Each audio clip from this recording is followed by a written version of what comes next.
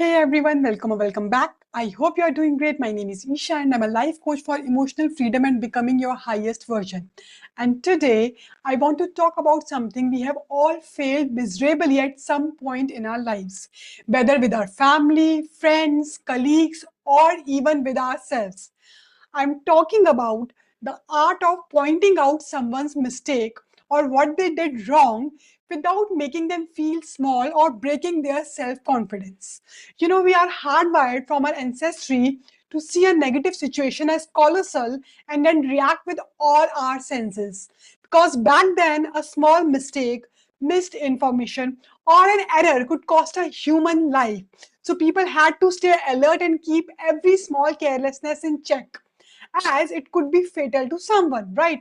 But now, in today's world, we still have this trait wired in us where we take a human error or mistake and respond with shouting, criticism, blaming, long emails about the repercussions one has to face, or by making that person feel guilty or scared of what has been done. Okay, sometimes we almost forget all the good qualities that the person possesses and our focus remains solely on that one mistake. And this also happens with our family members and children. By punishing or shouting at them instead of finding the right way to help them learn from their mistakes. Okay, and not only this, we show the same behavior when something goes wrong because of our own mistakes as well, as in excessively judging and criticizing ourselves also. Okay, and one of the major reasons for such disputes is half truth. And this happens in many situations. Many times, just by seeing a few things, we assume that other person is wrong and start pointing it out without giving enough attention and time to understand what really went wrong. And by doing so, now we lose the chance for connection or a meaningful interaction with that person. Okay, and then sometimes we fall into a trap of I am right and you are wrong. But most of the time now our differences or those disputes with others now, they are far subtler than we allow ourselves to see. Okay, each dispute may have some genuine concerns from both the sides, but instead of trying to come up with a solution, now it becomes an ego fight over who is right and who is wrong. And the resolution we believe in is that one person must admit they are wrong and the other wins. But we fail to acknowledge the honest differences both people may be coming from. In other words, we fail to see the two sides of the same coin, right? And here now, basically, we value personal victory over the relationship or a possible mutual outcome. Okay. The second way we fall into the trap of I am right, you are wrong is when we have a position to hold. It could be as the head of a family, the eldest one, the responsible one, or the head in the workplace. And in this situation, that there is an expectation that you should know something. But this expectation of knowledge works sometimes against us, as it closes our minds to the possibilities that exist outside the knowledge we bring to the table. Okay, so we enter conversations to prove that what we are saying is right and that whatever the other person is saying is wrong, just to save our face and our position.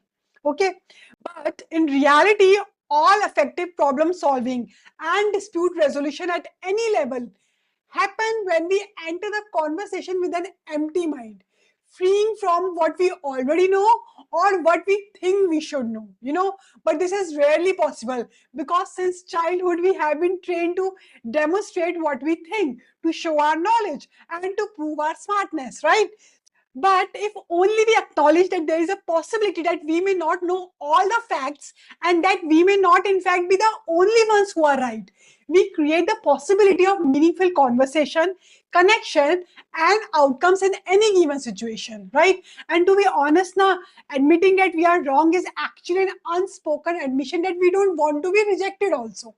Okay, another thing is telling people that they are wrong will only attract more enemies. Okay, only a few people respond logically when they are told that they are wrong, as most of us react defensively and emotionally because someone is questioning our judgment. So even if someone is wrong sometimes na, and you are not accountable, or your opinion is not asked, or the situation is light with no dire consequences, you must guard yourself from showing judgment in direct words. Okay, because now if you look back at your past now, you probably remember very well those who obstinately insisted that you were wrong. So you can be certain that others will remember you in the same negative light if you choose to turn an interaction into one that belittle or make someone feel small, right? Another way to deal with a situation where the other person is wrong, but you know that the mistake was not intentional. So, here you start by mentioning the good qualities of that person. Then, through a smooth conversation, you can share what could be improved or what he or she could have done for a better outcome instead of directly blaming someone for something. If you truly want to nurture the relationship with that person, be it your client, your employee, your family member, or a teammate, instead of directly hitting them with you did this or this is wrong, start by reminding yourself and the other person of what they are good at, what went well, what needs some modification. And you know what, this applies to ourselves as well. Okay, but here I want to specify that the praise you offer now them, it must be genuine and heartfelt, not just a tool to buy time while you compose your criticism. Okay, we have this habit of quickly pointing out what went wrong, but when it comes to appreciation, thanking, or giving credit to someone, now we often delay it or don't say it at all. Okay, and moreover, now when coming to the point of what went wrong, now offer a constructive advice rather than criticism after the praise. Okay, without this natural flow of conversation, now it may seem to the other person that you were just buttering him or her up before sharing that negative feedback. Okay, sometimes we tend to be so critical of ourselves that when something goes wrong or we do something that impacts our loved ones or people around us, we feel so hurt or guilty about the mistake that we made that we lose confidence in ourselves, thinking that we will never be able to make it, or labeling ourselves with all sorts of negative thoughts. And this goes the other ways too. While pointing out other mistakes, we become so judgmental and self righteous. But when it comes to us, we choose to be empathetic and understanding instead of seeing our own mistake in the situation. So what I want to share here is, I'm not saying that we should blame or criticize ourselves, but what I'm trying to emphasize here is that just as we know why something happened to us because of this or because of that reason, we should also have an open mind that the other person might have genuine concerns or issues that led to something undesirable, right? And another key point I want to share is that when you are judging someone, ask yourself also what role you played in what happened, even if it's small, like approving something without checking the details, missing key information shared with you, or overlooking something. Acknowledging your part also plays a major role in revealing the truth, as it gives strength to the other person to share their side of the story. Okay, and another thing is that we make a lot of our judgments about something or someone based on our past history, but in reality, no two situations are the same. So we should and must see them as independent situations before making a judgment or trying to figure out what went wrong. Okay. And another key point that we often miss is such crucial conversations is our body language and our tone of voice. Before any outcome can even be accessed, our tone often becomes aggressive, furious, blaming, or our body language becomes daunting, causing the other person to become defensive even before we start speaking. And again, the truth can be affected because of all of this. Most issues can be easily resolved when you and those around you discard the notion that others don't have inner wisdom that ought to be heard. Okay? Another way to deal with such situations is to admit our mistakes genuinely and quickly when we are wrong. People rarely do this, but you won't believe how much more forgiving we are toward those who come clean right away, who accept their mistakes and take accountability for what happened. And admitting one mistake indicate two major things. First, by taking accountability, the person shows they have the intention to change and learn the lesson, whether the mistake was due to carelessness or not. Okay, and secondly, it allows you to respect yourself and others more, building more trust in others' eyes that you can be relied upon in the future. Okay, and moreover, no one expects us to be right all the time. But when we are wrong, they certainly expect us to own up to it. Okay, another thing I want to share here is the mum effect, which we sometimes fall prey to in certain situations. It happens when people want to avoid becoming the target of others' negative emotions. So they fail to show the courage to deliver the truth. Okay, we don't want to be the ones bringing up what went wrong, but by doing so, we not only distort the truth but also delay its impact and the decisions that needed to be taken. Okay, increasing the complexity of managing what went wrong just because we didn't want to be the one to tell the unpleasant truth. Okay, and one more thing I want to share here is that sometimes by showing the other person respect or reminding them of what is expected from the position they hold, you actually show them the right path. How? By saying, I believe in you and you are capable of doing the right, honorable, and the true thing. You bring out nothing but the best in them. Those noble motives or ethical dealings we were all taught in our school days, right? So, one thing, and we must not forget that we all are human and we all make mistakes. But how we take those mistakes, whether as an opportunity to grow and heal something or someone, or as a way to make other feel small, wrong, or underconfident, defines us. Okay, the one who shows courtesy reaps friendship and longevity in any relationship built on mutual benefit and trust.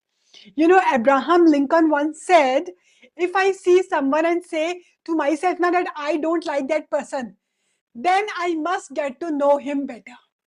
Okay, so sometimes the best way to correct someone's behavior is not to openly punish the wrong behavior, but to use the situation as a platform for building self confidence and a deeper connection with them. Okay, so many times we don't fail at work because of the incompetence, but because our hearts and minds are not engaged, often due to some problems at home or elsewhere. So it's best to ask questions before making judgments. Ask what do you think about it, making other person feel that they are involved in shaping the outcome. Okay, now another way is by sharing the responsibility of what went wrong. So many brilliant ideas remain just ideas because of the fear of failure. But once we take accountability, not only that one person who brought the idea to table brings responsible for its success or failure, everyone who approved it, gave their opinion, or contributed their part also shares that accountability. Even if the project or idea fails, the goal is to help individuals achieve accountability while managing the existential problem of failure, which is a demoralizing inner battle for everyone.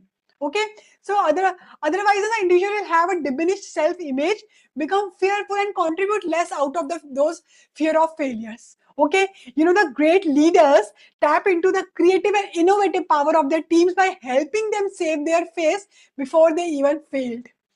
And moreover, it's all about making them also more resilient. Resilience is the difference in how people respond to failure.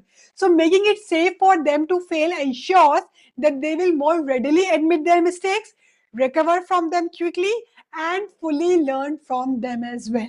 Okay, now I want to talk about something very important. There are sometimes there are mistakes that come from minor lapses in judgment, from inexperience, or from the need for coaching. These are genuine mistakes. And then there are times when mistakes are not really mistakes. Those that come from recklessness, from greed, a lack of concerns for others' well being, or a desire to elevate oneself at the cost of others.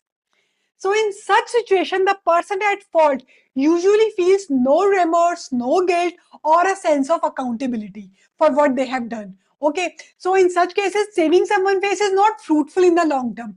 If the mistake or attitude is severe, helping the person at fault will only exaggerate the problem. Okay, so to deal with such scenarios, do not use a public platform directly. Instead, use private conversation to address the severity of the issue with the concerned person. And if needed, action must be taken accordingly. Okay? So, in all, it's all about acknowledging when failure happens, separating the person from the failure, and learning what it has taught everyone. And moreover, create a system that encourages risk taking and embraces failure so we can better handle the emotional responses that come with it. Okay? So, at the end of the day, it all comes down to one simple truth. We rise higher not by proving others wrong, but by helping them rise with us. True strength lies in grace, in choosing understanding over judgment, compassion over criticism, and growth over ego. When we learn to separate a person from their mistake, we create space for healing, learning, and deeper connection, not just with others, but within ourselves too. Because the goal was never to win arguments, it was always to win hearts. Okay, so let's lead with empathy, communicate with respect, and remind those around us and ourselves that mistakes don't define us, but how we respond to them does. Okay, and now comes the call to action part for today's session. Okay, so take a moment to pause and reflect on 3 issues you might be facing with someone or in some situation where a simple shift in your approach could bring a better outcome. Think of any 3 challenges that are weighing on you right now. Okay, and then from the approaches we discussed today, identify the one that truly resonates with your situation and apply it. See if you can move from blame to understanding, from reaction to reflection, or from conflict to a mutual solution. Okay, because sometimes the smallest change is how we handle mistakes can create the biggest change in how we connect, communicate, and grow, both with others and within ourselves. Okay, so with this I close today's session. I hope this inspires a new way of thinking for you. See you in my next session. Till then, take care.